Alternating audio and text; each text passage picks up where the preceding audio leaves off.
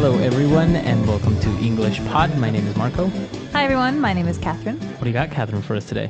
That's a good question. Well, we've got a little bit of a Seinfeld situation. So, for those of you who are not familiar with this American TV show, which, by the way, is one of my favorites, Seinfeld is a TV show, a comedy about very awkward, very common situations that are taken to the extreme. Right, so it's a very popular show. It was around for like 10 years, I think. Yeah. And but it's not airing anymore. Well, they're not making new episodes anymore. No, you have to see them in reruns. Reruns, right? So we have a situation that's very common. It was pretty funny on the show. It's a guy trying to rent a car. Okay, so he's probably at the airport or traveling, and he's had a long flight and he wants to rent a car, but of course there are some problems. So Right. This is an elementary level lesson, by the way, so keep that in mind as we listen to this dialogue one time. Hi, I made a reservation for a mid-sized vehicle. The name is Jimmy Fox. I'm sorry. We have no midsize available at the moment. I don't understand. I made a reservation. Do you have my reservation? Yes, we do. Unfortunately, we ran out of cars. But the reservation keeps the car here. That's why you have the reservation. I know why we have reservations. I don't think you do. If you did, I'd have a car. See, you know how to take the reservation. You just don't know how to hold the reservation. And that's really the most important part of the reservation, the holding. Anybody can just take them. But we do have a compact or an SUV if you'd like. Fine. I'll take the compact. All right. We have a blue Ford Focus for you, Mr. Fox. Would you like insurance? Yeah, you better give me the insurance because I'm gonna beat the hell out of this car.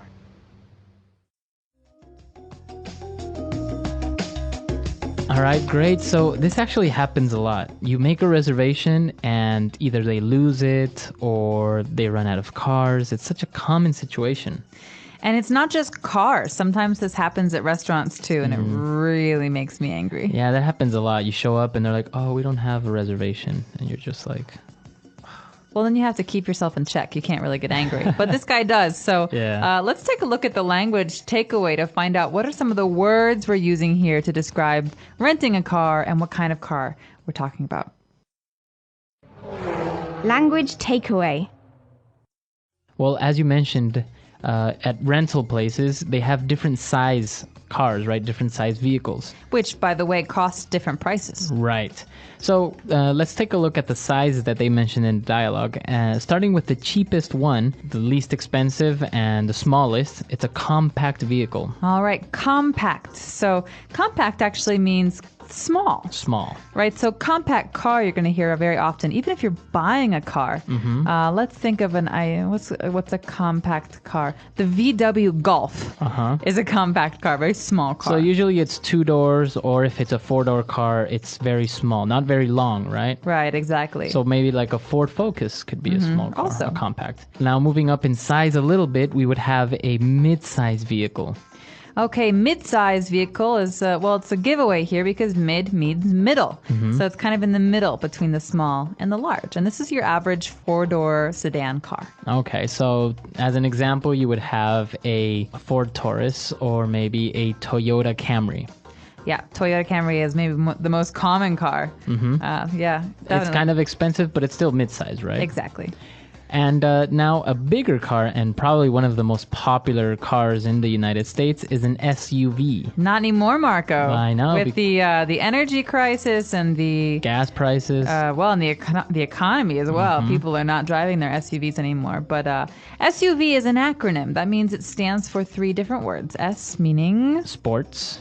U meaning Utility. V. Vehicle. All right, thank you. So SUV, sport utility vehicle, it means it can go maybe off-road. Right. So an example of this would be a Ford Explorer or Jeep Cherokee. a Jeep Cherokee could be an SUV as well. So right, those are 3 different types of cars. Now obviously there are many more, like a van or a limo. Like a limousine. But yeah, these are the most common ones that you would rent at a car rental place. Yeah, definitely. But what we have to do here is make a reservation. Now, interesting. You make a reservation. Yeah, you don't have it. You don't do it. You don't.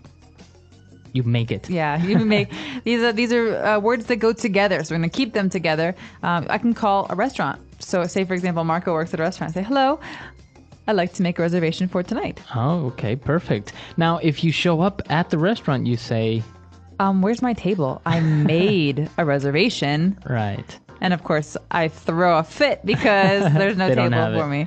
So you make a reservation, and in this case, it was made before. Okay, so you make a reservation. Now, why was this guy angry at the rental car place?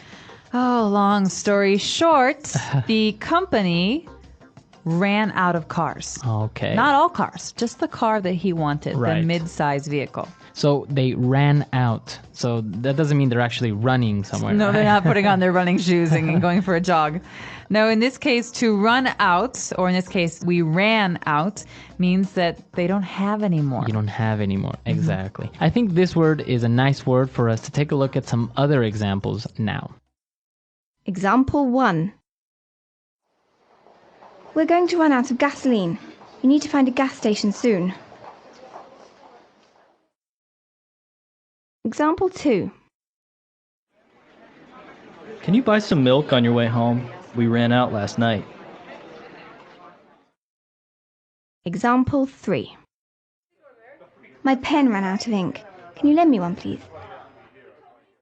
Not a fun phrase, but an important one in case you're ever in a restaurant or in a hotel or in a place where you can purchase something or rent something and it's all gone. All right. So I think we've taken a look at a lot of great words here. So let's listen to this dialogue again. We're going to slow it down just a little bit and then we'll come back and explain some phrases.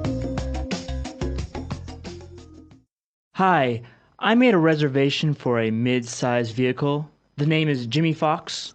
I'm sorry. We have no midsize available at the moment. I don't understand. I made a reservation. Do you have my reservation? Yes, we do. Unfortunately, we ran out of cars. But the reservation keeps the car here. That's why you have the reservation. I know why we have reservations. I don't think you do. If you did, I'd have a car. See, you know how to take the reservation. You just don't know how to hold the reservation. And that's really the most important part of the reservation, the holding. Anybody can just take them. But we do have a compact or an SUV if you'd like. Fine. I'll take the compact. All right. We have a blue Ford Focus for you, Mr. Fox. Would you like insurance? Yeah, you better give me the insurance because I'm gonna beat the hell out of this car. And we're back. So, Marco, we've got a couple phrases here that deserve some attention. So let's take a look at them in today's Fluency Builder. Fluency Builder. So the first phrase that I want to take a look at is when the agent says, "I'm sorry, we have no midsize available at the moment." Okay, so do they or do they not have any? Yeah, she says we have no midsize. Okay, so another way to say this is we haven't got any. Or we don't have any. Okay, but in this case, you can just simplify it and say we have no. Why wouldn't you say we have none? Good question. Why? Because we need a thing here. We have no cars. We have no cake. We have no food. So this is a very common phrase in English. And remember to put the thing at the end. So, So, for example, can I say I have no money? absolutely. I'm so Right. sorry, Marco, but I'm not going to lend you. I have no money. Seriously, lend me some money. So we have no. This is interesting because this is not a structure that is usually learned through textbooks, right? You usually say I don't have or we haven't got. Exactly. This is very spoken because you would never say I go no. Right, exactly. Right? We have to talk about something that we that has an object, something that we have. So here, I have no is very spoken, very common. It's got another phrase that is also not taught so much in those textbooks that we were just mentioning. So what's that phrase at the end? well, Threat. It's a threat. The guy is so angry, he leans over the counter and he points his finger in the agent's face. And what does he say? he says, yeah, you better give me the insurance. You better. You better. All right, so you better than me? No, it's not like better, like something is good, right? You'd better is like a suggestion, but a very strong one, Okay, right? very strong. This is a threat. Yeah, it's this one You'd is better eat your dinner or I'm going to send you to your room all exactly. night. Yeah. So as you can see, he says you better give me the insurance, but the grammatically correct way would be You had better. you had better. So The contraction would be you'd better. Exactly.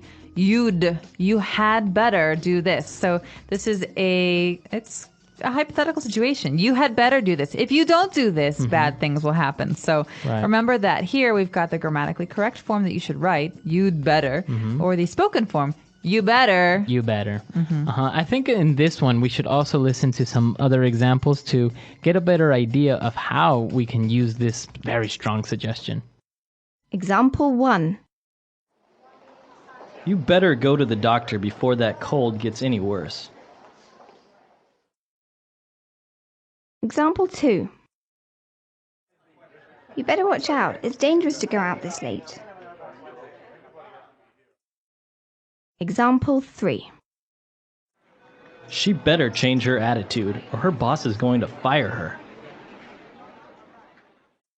So what is the threat? You better give me insurance because what is he going to do? He says, I'm gonna beat the hell out of this car, Okay, so this is future. I'm going to. I'm Right. gonna right? beat the hell out of this car.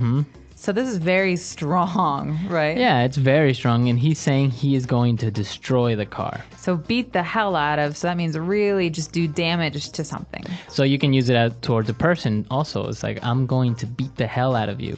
And I'll arrest you for violence. Right, so it's a very strong phrase. It shows anger, it shows that you are threatening somebody. So it's not polite. And it might get you a broken nose in a bar if you ever say this to someone or about someone, so be very careful. Right, but you can use it to describe a situation, right? He's like, yeah, we went to a bar yesterday and Dan beat the hell out of the bartender. Right? Man. So instead of just saying Dan hit the bartender or Dan got into a fight, you're saying he hit him and he just... And he kept hitting him and kept hitting him and kept hitting him. So Right. yeah, he beat the hell out of him. Right. All right, great. So those are the phrases and words that we wanted to talk about today. But I think it'd be good if we listen to this dialogue one more time just to get a good feel for it. When we come back, we'll be talking a little bit more about the process of renting a car.